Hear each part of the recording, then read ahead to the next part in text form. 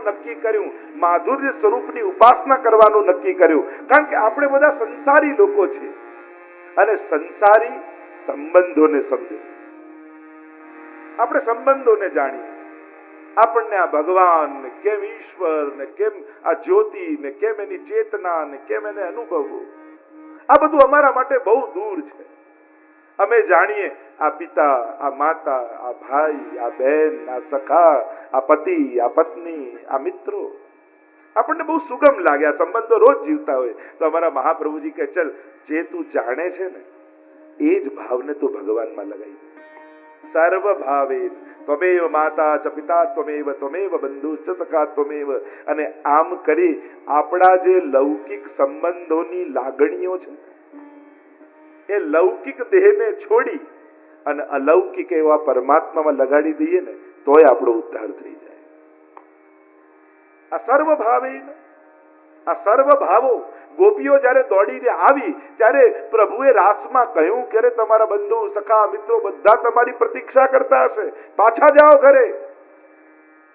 ગોપીઓ કહેવા લાગી, આપ જે જે વ્યક્તિઓના શરીરના નામ ગણાવો છો એ બધા સંબંધીઓના શરીર છોડ્યા છે, લાગણીઓ તો લઈને જ આવ્યા છીએ અને આ બધી જ લાગણીઓ હવે આપને ધરવા માંગીએ છીએ. આપ જ અમારા પિતા, આપ જ અમારા બંધુ, આપ જ અમારા સખા, સર્વ ભાવો અમે આપનામાં જોડવા માંગીએ છીએ. અને અમારો કૃષ્ણ છે ને એ સંબંધોથી ભાગવાની વાત નથી કરતો. અમારો કૃષ્ણ દરેક સંબંધોને નિભાવવાની વાત કરે છે. દરેક સંબંધોમાં ભગવાનને મૂકીને જોઈ લો. પિતા કેવો હોય તો કૃષ્ણ જેવો, ભાઈ કેવો હોય તો કૃષ્ણ જેવો, પુત્ર કેવો હોય તો કૃષ્ણ જેવો, પતિ કેવો હોય તો કૃષ્ણ જેવો, મિત્ર કેવો હોય તો કૃષ્ણ જેવો. દરેક સંબંધોમાં તમે કૃષ્ણને મૂકીને જુઓ, એના જેવો તમને કોઈ સંબંધી નહીં મળે કે જેને સંબંધ માટે આખી જીવન લગાવી દીધું. શ્રી કૃષ્ણ ચરિત્રનું અવલોકન કરો તમે એક ઐતિહાસિક રૂપે પણ તો તમે જોશો તો દરેક સંબંધોને નિભાવવામાં ભગવાને આખું જીવન સમર્પિત કર્યું છે. ભગવાન જેવો સંબંધી દુનિયામાં કોઈ નથી. અને એટલા માટે મીરાબાઈએ કહ્યું, એસે વર કો ક્યા વરું જો જન્મે મર જાય, વર વરીએ ગોપાલ સો મેરો ચુડલો અખંડ જાય. કે જે વિધવા મૂકીને જાય એને વરું, એના કરતા સદા સુહાગીન થઈને જાઓ એવો વર કૃષ્ણને ન વરી જાઓ. તો સંબંધ બાંધવો હોય, આપણે સંબંધોને જાણીએ છીએ અને એટલા માટે આપણા માટે આ મધુરાધિપતિ કૃષ્ણ બહુ નજીક પડે છે કે જે આપણી લાગણીઓને સમજી શકે. આ લાગણીઓને છોડી બહુ અઘરી છે, ના છૂટે. સંસારમાં આટલા જન્મ જન્માંતરથી રહેતા આવ્યા અને આપણે સંબંધોને સમજીએ, લાગણીઓને સમજીએ. એટલે અમારા મહાપ્રભુજી એવો સુંદર માર્ગ તમને આપ્યો ને કે અચ્છા આ બધું નથી છૂટતું ને, ચલ એમ કર, તારા ઘરના મેમ્બરમાં એક મેમ્બર વધારી લે અને ઠાકોરજીને તારું ઘરનું સદસ્ય બનાવી લે. અને ઘરમાં બધાને જેમ પ્રેમ કરે છે ને એ બધો જ પ્રેમ ભેગો કરીને ઠાકોરજીમાં લગાવતો જાય. ગૃહમ સર્વાત્મના ત્યાજ્યમ તચ્ચે તક્તુમ ન શક્યતે કૃષ્ણાર્થ તન્નિયુજિત કૃષ્ણ સંસાર મોચક. કારણ કે બીજા બધી લાગણીઓને બંધનો બાંધશે, ભગવાન જોડેનો પ્રેમ તને બધી ગાંઠોમાંથી છોડાવશે. આ મધુરાધિપતિ કૃષ્ણ અને એ આપણા સેવ્ય, એ આપણા આરાધ્ય. અને આપણે કોણ? વ્રજ ભક્ત. અને એ ભાવની ભક્તિની શરૂઆત એ પુષ્ટિ ભક્તિ કહેવાય. પણ આ કૃષ્ણ તત્વને જે વ્રજમાં પ્રગટ થયો, એ વ્રજ લીલાને સમજવા માટે પ્રભુના આ ત્રણ બાબતોને સમજવી બહુ જરૂરી છે. આ ત્રણ વસ્તુને સમજશો તો કૃષ્ણ લીલાનો આનંદ લઈ શકશો, સુબોધની આદિ, ભાગવતજી આદિનો આનંદ લઈ શકશો. કન્ફ્યુઝન સમાપ્ત થઈ જશે. નહીં તો ઘણી વાર આપણને પ્રભુ સંબંધી ઘણી કન્ફ્યુઝન થાય કે બાલક છે કે મોટા છે કે હમણાં આમ કરે છે, હમણાં આમ કરે છે. પ્રભુ કેવા? તો સૌથી પહેલો સિદ્ધાંત, અને એ મહાપ્રભુજીએ બતાવ્યો નિત્ય લીલાવાદનો સિદ્ધાંત, કે પ્રભુની લીલાઓ નિત્ય છે. નિત્ય મીન્સ ઇટર્નલ, શાશ્વત. એટલે એમ ન કહેવાય કે લીલા ભગવાન કરતા હતા, આજે પણ એ લીલાઓ થઈ રહી છે. નામ રૂપ લીલા ધામ ભગવાનના આ ચારે શાશ્વત છે, નિત્ય છે, અખંડ છે. અને એટલા માટે આજે પણ વ્રજમાં આ બધી લીલા ચાલી જ રહી છે. એટલે તમે વ્રજયાત્રા કરવા જાઓ તો તમે કઈ ભગવાનના ચિહ્નો ગોતવા માટે, ઇતિહાસ શોધવા માટે નથી જતા. ત્યાં આજે પણ લીલા થઈ રહી છે એનો અનુભવ કરવા જાઓ. અને જો આજે પણ લીલા થઈ રહી છે તો આજે પણ તમને અનુભવ થઈ શકે છે. ઘણાને એમ થાય કે આ બધું તો આટલા વર્ષો પહેલા થયું, તો હવે એ લીલાનો અનુભવ કે અમે રાસમાં પ્રાપ્તિ થાય, અમે આ લીલામાં પ્રાપ્તિ થાય, અમે આમ પ્રાપ્ત કરી, તો હવે કેમ થઈ શકે?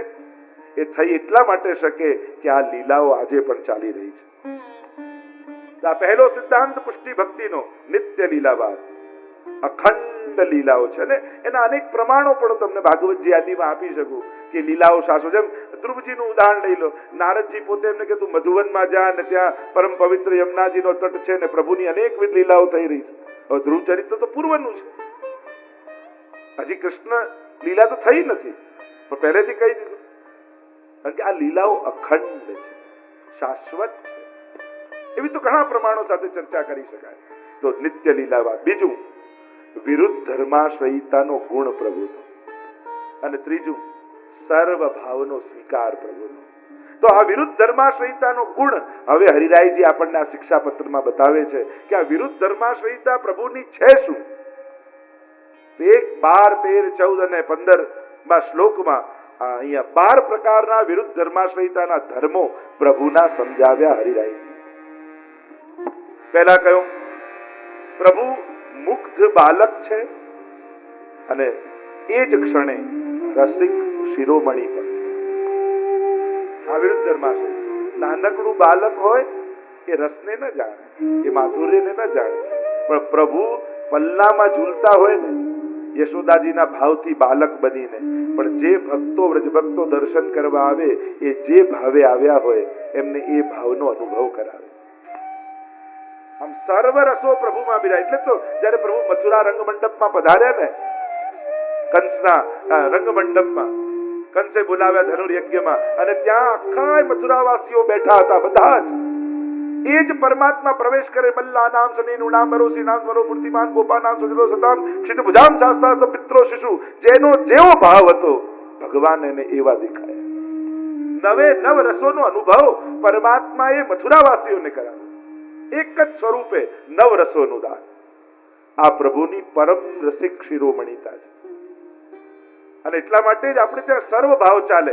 જેમ તમે શૃંગાર કરીને પલના કરો ત્યારે બાલ ભાવ કરો, પણ એ જ ઠાકોરજીને કલાક પછી રાજભોગ ધરી અને ફૂલ મંડળીમાં પધરાવો એટલે કિશોર ભાવના કીર્તન ગાઓ. અને પછી એમ કો બેઠે હરી રાધ સંગ કુંજ ભવન અપને રંગ. હજી તો કલાક પહેલા તો ગાયું કે પ્રિય નવનીત પારને ઝૂલે યા નંદ કો લાલ પાલને ઝૂલે. હમણાં તો બાલક બનીને ગાયું ને કલાક પછી તમારા માટે મોટા થઈ ગયા. આ વિરુદ્ધ ધર્માશ્રયિતા, આ સર્વ ભાવની સેવા. કે દરેક સમયે જેવા ભાવથી આનંદની પ્રાપ્તિ થાય, પ્રભુ જેવી લીલા કરે એવા ભાવને ધારણ કરાય. તો પરમ મુગ્ધ બાલક છે અને રસિક શિરોમણી એ જ ક્ષણે છે. અને એટલા માટે મુગ્ધતાના અનેક પ્રસંગો કહેવાય કે લાલનને થયું, એકવાર ભંડારમાં ગયા, માખણ ખાઈને આરોગવા લાગ્યા, અને એટલામાં રત્ન જડિત થાંભલો બાજુમાં હતો અને રત્નમાં પ્રભુને પોતાનો ચહેરો દેખાયો. પ્રભુ ગભરાઈ ગયા, અરે આ કોઈ છોકરું અંદર આવી ગયું અને મને માખણ ખાતા જોઈ ગયું છે. એટલે પ્રભુએ માખણ માટલામાંથી લઈ અને પેલામાં ચોપડવા લાગ્યા, એટલે તુંય માખણ ખા પણ મૈયાને કહેતો નહીં. આ મુક્ત લીલા પ્રભુ. એવા નિર્દોષ ભાવથી પ્રભુ લીલા કરે. પણ એ જ ક્ષણે જ્યારે રાજભોગનો સમય થાય અને સ્વામીજીઓ પધરાવી જાય અને ત્યાં કુંજ નિકુંજમાં અલૌકિક મનોરથો થાય, તો પ્રભુ રસિક શિરોમણી પણ બની જાય. આ વિશેષતા પ્રભુ. બીજું વિરુદ્ધ ધર્માશ્રયિતાને બતાવતા કહ્યું કે પ્રભુ સ્વવશ છે અને એ જ ક્ષણે પ્રભુ પરવશ પણ છે. આ વિરુદ્ધ ધર્માશ્રયિતા. પ્રભુ સ્વવશ,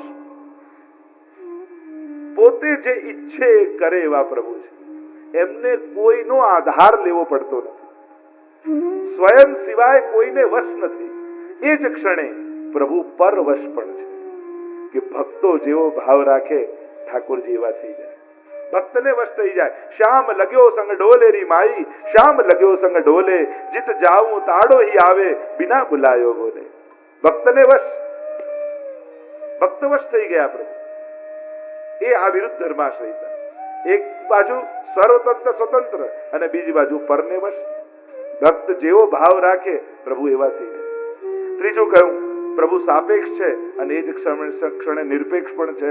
પાંચમું કહ્યું પ્રભુ પરમ ભય રહિત છે અને ભય મુક્ત પણ છે. પ્રભુને કોનો ભય હોય? અભયમ સત્વ સંશુદ્ધિ, એ તો ભય રહિત છે, એને કોઈ ભય નથી. અને એટલા માટે ભગવાનની ભક્તિ કરનારે ક્યારે કોઈ ભય રાખવો નહીં. કારણ કે જે લોકો ભગવાનના નામે ડરાવે ને એનાથી ડરી જવું.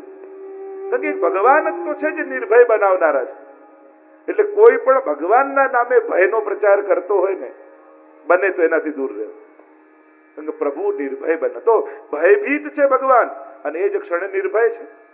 પ્રભુને મોટા મોટા અસુરોનો પણ ડર નથી લાગતો અને એ જ ક્ષણે આપણે ત્યાં વ્રજમાં યાત્રા કરવા જાઓ ત્યાં એક જગ્યા છે હાઉ બિલાવ, આવા મોટા મોટા બિલાડા છે. એટલે શું કરે યશોદાજી, નંદાલયના મુખ્ય દરવાજો હોય ને એની બાજુમાં આ હાઉ બિલાવ મૂકી દે. એટલે મોટા મોટા પથ્થરના બિલાડા. કારણ કે લાલન રોજ ખેલતા ખેલતા નંદાલયની બહાર જતા રહે અને મૈયાને બીક લાગે આટલા અસુરો આવે ને બહાર જતો રહે, કોઈ ઉપાડી જાય તો એ લાલનને ડરાવે, દેખ લાલા તું જો ઘર કે બહાર ગયો તો એ હાઉ બિલાવ ખા જાયગો તું. અને ઠાકોરજી જ્યાં બહાર જવા જાય જુએ બિલાડાને, ગભરાઈ દોડતા દોડતા આવીને માને ચોટી જાય.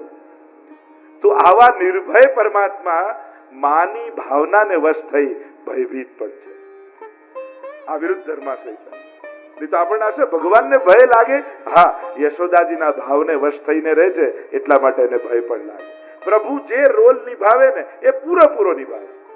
એ રામ બનીને પત્નીનો વિયોગ હોય તો એમાં રડે ખરા, કારણ કે એ સમય પતિ છે એનો. એ લોકવત્તુ લીલા કૈવલ્યમ, એ જે લીલા કરે એ પૂરેપૂરી કરે છે. અને એટલા માટે ભગવાનની લીલાને જોઈ મૂંઝવાય નહીં જો. કારણ કે પ્રભુ જે રોલ કરતા હોય ને એ પૂરેપૂરો કરે, પૂરેપૂરો નિભાવે. આ પ્રભુનો સ્વભાવ છે. આમ એ ભય રહિત અને ભયભીત પણ છે. એ ચતુર છે અને મહામુગ્ધ પણ છે.